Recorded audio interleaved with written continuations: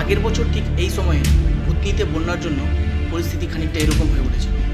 নদীর ধারে বসে আছে, আমার গঙ্গা কাটছে, আমার কোন ঠাহানে দুই চাপ নদীর পড়লে গেলে কেটে বাড়ি ঘর সব চলে যাবে। তো সার্বিক অবস্থা, স্কুলটা পুরো স্কুলে জল, পুরো স্কুল ডুবে গেছে জলে। এই বন্যার জন্য মানুষের কাছে একবেলা খাবার জোগাড় করাটাও মুশকিল হয়ে উঠেছিল।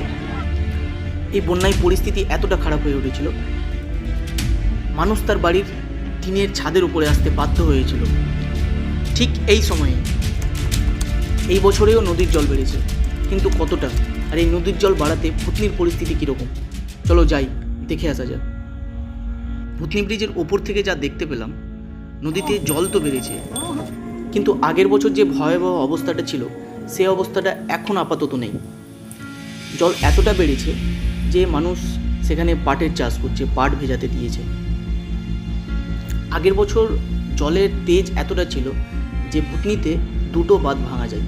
সেই দুটো বাঁধের মধ্যে এই বাঁধটা একটা, যেই বাঁধটা ভেঙে যাওয়ার কারণে সাইড দিয়ে একটা ব্যাকআপ রাস্তা বানানো হয়েছে, যেখান দিয়ে মানুষ আপাতত যাতায়াত করে আর জলটা এলাকার ভিতরে ঢুকতে থেমে রাখে।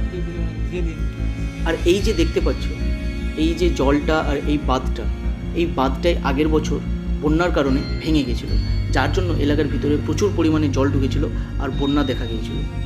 আপাতত এখন তো বন্যা নেই, পরবর্তী অবস্থায় কীরকম হবে জানা নেই। আর চাইবো যেন আগের বছর ভূতনি মানুষদের বন্যার জন্য যতটা সমস্যার সম্মুখীন হতে হয়েছিল, এই বছরে তাদের যেন আর কোনো রকম বা আগে কোনো রকম বন্যার সম্মুখীন না হতে হয়। সময়ের মধ্যে ভূতনির চারিদিকের বাঁধটা সঠিকভাবে বেঁধে দেওয়া হলে ভূতনির মানুষ বন্যা থেকে অনেকটাই দূরে থাকবে। ভূতনির এই পরিস্থিতির ওপর তোমাদের কি মতবাদ আছে অবশ্যই আমাকে জানাবে। ততক্ষণের জন্য গুড বাই, আজকের জন্য এইটুকুই। See you, by.